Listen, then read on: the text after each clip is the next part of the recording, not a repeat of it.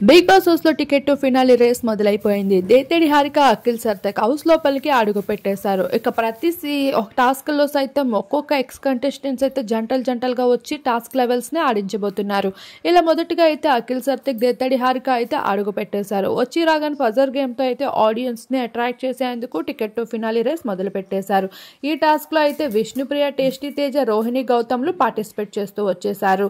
అయితే ఎదురుగా కొన్ని అయితే పజల్స్ అయితే ఉంటాయి. వాటన్నిటిని సెట్ చేసి ఎవరైతే పేరుని పేరుస్తారో వాళ్ళ ఈ టాస్క్ లో విన్నర్స్ గా నిలుస్తారు. ఈ టాస్క్ లో రోహిణి అయితే విన్నర్ గా నిలుస్తుంది. ఫస్ట్ లెవెల్ చీఫ్ కంటెండర్ ఎలా అయితే ఎంపిక అవుతారో అలానే ఈసారి టికెట్ టు ఫినాలికి మొదటి కంటెండర్ గా రోహిణి అయితే ఎంపిక అవుతూ కనిపించేసింది. మార్కుల్ని దక్కించుకుంది. అయితే ఈ టాస్క్ లో టేస్టీ తేజ ఓడిపోవడంతో టేస్టీ తేజ రోహిణి దగ్గరికి వెళ్లి ఎమోషనల్ అవుతాడు. అలానే అవినాష్ దగ్గర కూడా.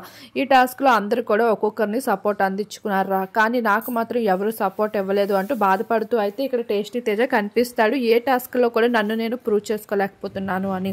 మొత్తానికి అయితే ఈ పజల్ టాస్క్ లో గౌతమ్ కూడా 100% అయితే ఇవ్వడం జరిగింది. మొత్తం సెట్ చేస్తున్న సమయంలో పాపం తన పజల్స్ అన్ని కింద పడిపోయావి.